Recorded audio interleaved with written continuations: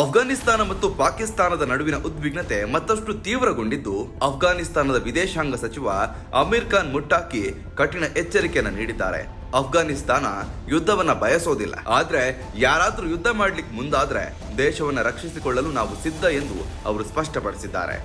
ಈ ಹೇಳಿಕೆ ಕಾಬೂಲ್ನಲ್ಲಿ ನಡೆದ ಭೀಕರ ವೈಮಾನಿಕ ದಾಳಿಯ ನಂತರ ಬಂದಿದೆ. ವರದಿಗಳ ಪ್ರಕಾರ ಪಾಕಿಸ್ತಾನ ಸೇನೆ ನಡೆಸಿದ ದಾಳಿಯಲ್ಲಿ ಮಾದಕ ವಸ್ತು ವ್ಯಸನದಿಂದ ಚಿಕಿತ್ಸೆ ಪಡೆಯುತ್ತಿದ್ದ ರೋಗಿಗಳಿಗಾಗಿ ಇರುವ ಪುನರ್ವಸತಿ ಕೇಂದ್ರಕ್ಕೆ ಗುರಿಯಾಗಿಸಿ ದಾಳಿ ಮಾಡಲಾಗಿದೆ. ರಾತ್ರಿ ವೇಳೆ ನಡೆದ ಈ ದಾಳಿ ಇತ್ತೀಚಿನ ವರ್ಷಗಳಲ್ಲಿ ನಾಗರಿಕರ ಮೇಲೆ ನಡೆದ ಅತ್ಯಂತ ಭೀಕರ ದಾಳಿಗಳಲ್ಲೊಂದು ಎಂದು ಹೇಳಲಾಗ್ತಿದೆ. ಮುಟ್ಟಾಕಿ ನೀಡಿದ ಪ್ರಾಥಮಿಕ ಮಾಹಿತಿಯ ಪ್ರಕಾರ ಈ ದಾಳಿಯಲ್ಲಿ 408ಕ್ಕೂ ಹೆಚ್ಚು ಮಂದಿ ಸಾವನ್ನಪ್ಪಿದ್ದು 265ಕ್ಕೂ ಹೆಚ್ಚು ಮಂದಿ ಗಾಯಗೊಂಡಿದ್ದಾರೆ. ಮೃತರಲ್ಲಿ ಹೆಚ್ಚಿನವರು ಚಿಕಿತ್ಸೆ ಪಡೆಯುತ್ತಿದ್ದ ರೋಗಿಗಳು ಹಾಗೂ ಸಿಬ್ಬಂದಿ ಆಗಿದ್ರು. ನಮ್ಮ ಸಮಾಜದ ಅತ್ಯಂತ ದುರ್ಬಲ ವರ್ಗವನ್ನ ಗುರಿಯಾಗಿಸಲಾಗಿದೆ ಎಂದು ಅವರು ಆರೋಪಿಸಿದ್ದಾರೆ. ಈ ಸಂಖ್ಯೆಗಳು ಇನ್ನಷ್ಟು ಏರಿಕೆಯಾಗುವ ಸಾಧ್ಯತೆಯೂ ಇದೆ ಎಂದು ತಿಳಿಸಿದ್ದಾರೆ. ಮಾರ್ಚ್ 16ರಂದು ರಾತ್ರಿ ಸುಮಾರು 9 ಗಂಟೆಗೆ ಸರಿಯಾಗಿ ಈ ದಾಳಿ ನಡೆದಿದೆ. ಪಾಕಿಸ್ತಾನ ಸೈನ್ಯದ ವಿಮಾನಗಳು ಮತ್ತು ಡ್ರೋನ್ಗಳು ಕಾಬೂಲ್ ಮೇಲೆ ದಾಳಿ ನಡೆಸಿದವು ಎಂದು ಅಫ್ಘಾನಿಸ್ತಾನ ಆರೋಪಿಸಿದೆ. ಈ ದಾಳಿಯಿಂದ ಕಟ್ಟಡ ಸಂಪೂರ್ಣವಾಗಿ ಧ್ವಂಸಗೊಂಡಿದ್ದು ಸುತ್ತಮುತ್ತಲಿನ ಪ್ರದೇಶಕ್ಕೂ ಹಾನಿಯಾಗಿದೆ. ಅಫ್ಘಾನಿಸ್ತಾನ ಸರ್ಕಾರ ಈ ದಾಳಿಯನ್ನ ತೀವ್ರವಾಗಿ ಖಂಡಿಸಿದೆ. ಮುಟ್ಟಾಕಿಯವರ ಪ್ರಕಾರ ಈ ದಾಳಿ ಮಾನವೀಯ ಹಾಗೂ ಇಸ್ಲಾಮಿಕ್ ಯುದ್ಧ ನಿಯಮಗಳನ್ನೇ ಉಲ್ಲಂಘಿಸಿದೆ.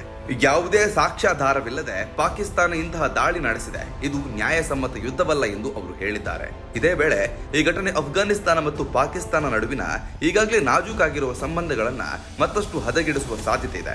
ಹಲವು ದೇಶಗಳು ಎರಡು ರಾಷ್ಟ್ರಗಳ ನಡುವಿನ ಉದ್ವಿಗ್ನತೆಯನ್ನು ಕಡಿಮೆ ಮಾಡಲು ಪ್ರಯತ್ನಿಸುತ್ತಿದ್ದಾಗಲೇ ಈ ದಾಳಿ ನಡೆದಿರೋದು ಅಫ್ಘಾನಿಸ್ತಾನದ ವಿಶ್ವಾಸಕ್ಕೆ ದೊಡ್ಡ ಹೊಡೆತ ನೀಡಿದೆ.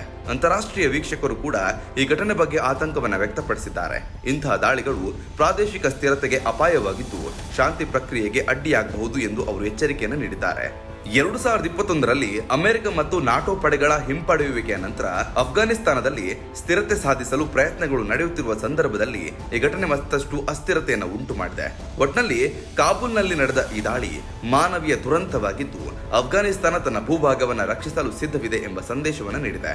ಮುಂದಿನ ದಿನಗಳಲ್ಲಿ ಈ ಸಂಘರ್ಷ ಯಾವ ದಿಕ್ಕಿಗೆ ಸಾಗ್ತದೆ ಎಂಬುದು ಪ್ರಾದೇಶಿಕ ಶಾಂತಿ ಮತ್ತು ಭದ್ರತೆಯ ದೃಷ್ಟಿಯಿಂದ ಮಹತ್ವದ್ದಾಗಿದೆ. ನಿಮ್ ಪ್ರಕಾರ ಈ ದಾಳಿ ಎಷ್ಟು ಸರಿ ಎಷ್ಟು ತಪ್ಪು ಅನ್ನೋದನ್ನ ಕಮೆಂಟ್ ಮೂಲಕ ತಿಳಿಸಿ. ಧನ್ಯವಾದಗಳು.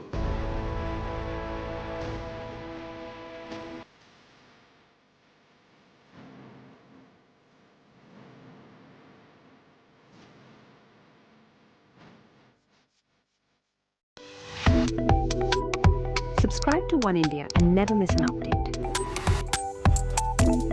Download the One India app now.